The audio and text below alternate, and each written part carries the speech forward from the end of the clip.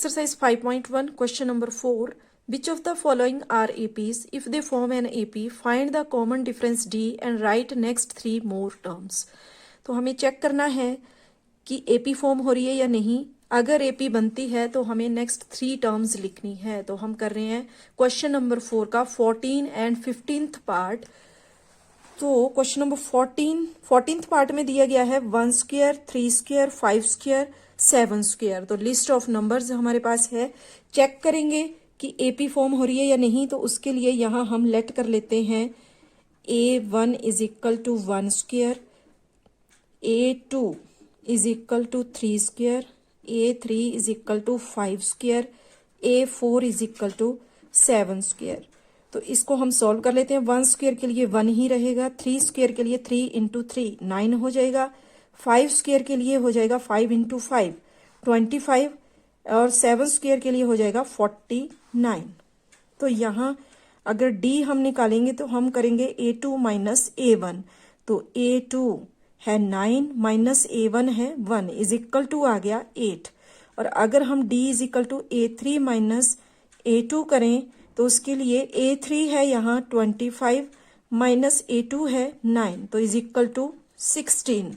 तो यहाँ पर जब हमने D निकाला तो A2 माइनस A1 is not equal to A3 minus A2. इनकी D जो है वो डिफरेंट है, कॉमन डिफरेंस हमें नहीं मिला यहाँ पर. तो इसलिए therefore it is not an AP. तो ये हो गया इसका 14th पार्ट. अब देखते हैं इसका 15th पार्ट. तो 15th पार्ट में हमें दिया गया है 1 स्क्वायर, 5 स्क्वायर, 7 स्क्वायर और 73. तो ये हमें लिस्ट ऑफ नंबर्स गिवन है. तो इसको चेक करेंगे कि AP फॉर्म होती है या नहीं. तो उसके लिए यहाँ हम लेट कर लेते हैं A1 is equal to 1 square, तो ये हो जाएगा 1.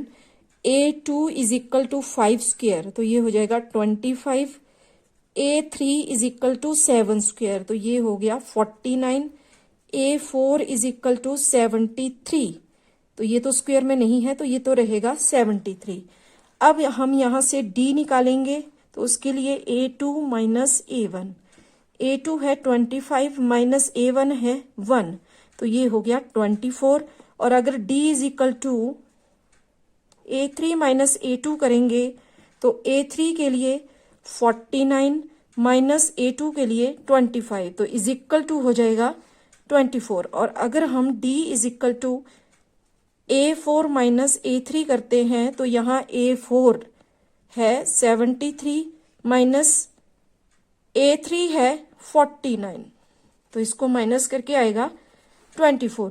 तो यहाँ जब हमने D निकाला तो वो तीनों 3 टाइम्स हमारा जो है वो सेम आया. तो यानी कि हमें यहाँ कॉमन डिफरेंस मिल गया. तो कॉमन डिफरेंस D यहाँ पर हमें मिल गया जो कि है 24. ठीक है, तो इसका मतलब ये है कि इट इज एन AP. ये जो हमें लिस्ट ऑफ नंबर दी गई है ये एक AP है. तो अब हमें निकालनी है नेक्स्ट 3 टर्म्स. तो A4 तक हमें दी गई है, हमने निकालना है आगे A5. तो उसके लिए हम करेंगे A प्लस 4D. तो A है 1 प्लस 4 मल्टीप्लाई D है 24, तो ये हो जाएगा 1 प्लस 24, 4 जा हो गए 96 इज इक्वल टू 97. इसी तरह नेक्स्ट टर्म हम निकालेंगे A6. A प्लस 5D हम कर लेंगे तो 1 प्लस 5 मल्टीप्लाई D जो कि है 24, तो ये हो जाएगा 1 प्लस 24, 5 जा यहाँ पर हमें मिल जाएगा 120 इज इक्वल टू हो गया 121. और इसी तरह हम तीसरी टर्म निकालेंगे तो उसके लिए A7, A प्लस 6D करेंगे तो यहाँ A प्लस 6 मल्टीप्लाई D 24 हो गया. तो 1 प्लस 24 6 जा यहाँ हो जाएगा 144, तो ये इज इक्वल टू 145। तो ये निकल गई यहाँ पर नेक्स्ट 3 टर्म्स। Thank you.